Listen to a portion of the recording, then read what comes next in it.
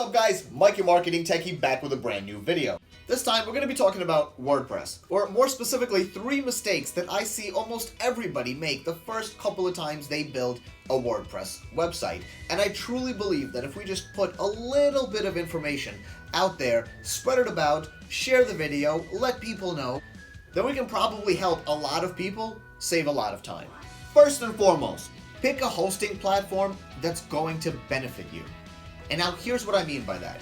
If you are just getting started with WordPress, if you don't really want to go through the whole aspect of maintaining your WordPress website, you don't want to stay up to date with the theme being updated, you don't want to stay up to date with the main WordPress install being updated, you don't want to stay up to date with all of the different plugins that have to be updated and so forth, then what I would highly recommend you do is consider a managed hosting solution option. Whether this means that you host on WordPress.com and connect a custom domain name to it, or it means that you go to a hosting platform like Media Temple. GoDaddy has a pro-managed solution for WordPress now as well. In fact, many hosting companies do.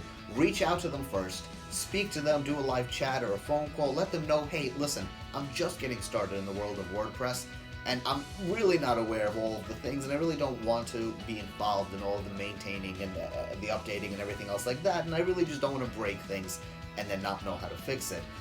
And find out all the ones that can actually work with you, and that'll help you. It'll just make things a lot better in the long run. Because the last thing that you want to do is find out that you tried some stuff, broke everything, and now you're stuck. I'll make a very small list of hosting companies down in the description below, but I don't want you guys to use this and think that these are the go-to managed WordPress hosting companies and solutions. Please, by all means, do your own research, ask your own questions, and make your own decision on that. Number 2. Now, because this is kind of more of a beginner-geared video, I'm going to assume that you're going to be using a WordPress theme or template for the website that you're building. As such, you're not going to be designing things from scratch on your own. With that being said, make sure that when you're selecting that theme and browsing through Theme Forest or Template Monster, don't just be choosing a theme based on how it looks. Let me explain this a bit. You do want the theme that you select to obviously be beautiful and a great online representation of your company and for your website. However, the second most important thing that you should be looking at when you're selecting that theme is how often it's updated and when it was last updated. Because if you go ahead and find, a gorgeous theme that looks amazing on the demo site and the screenshots, and then you find out it hasn't been updated since 2016, you're going to run into a lot of problems later on down the line. When you install it on a brand new WordPress setup towards the end of 2017, and find out that there's already errors, already issues, and things already do not work. And it's just going to get worse from there.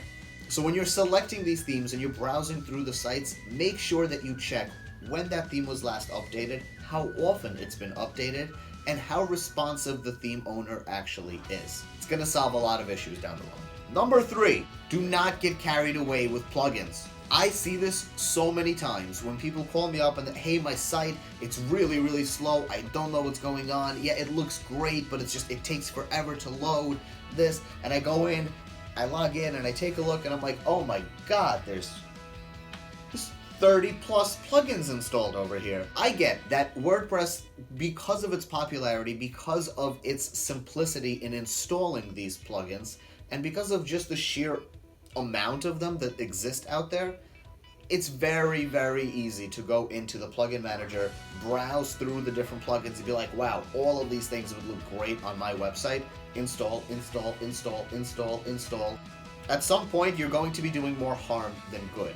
Each one of these plugins takes resources, right? They not only take up physical space, but they also add something to the site that the server now has to do every single time a page or that specific page loads. So when you're adding all of these different things, and all of them require calls to their own resources, their own files, their own database, queries, and so forth, and all of that has to come together on top of your website that you already put together and your website's content, you're just slowing down your site more and more. Now, I get that there's going to be a series of plugins that you're going to need for your website. Your theme is going to come with a bunch that are required that will probably have to be installed during the theme installation process, and that's fine. But there's going to be a lot of other plugins that you're going to be tempted to install that you don't necessarily need. So here's what I mean by that. Let's say that you plan to go ahead and set up an email sign-up form somewhere on your website using MailChimp, for example, maybe even Constant Contact.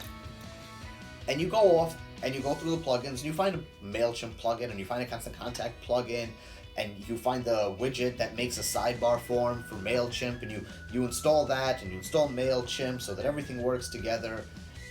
But all you could have done is just went into MailChimp, gotten the code for the widget, and pasted it into a text widget.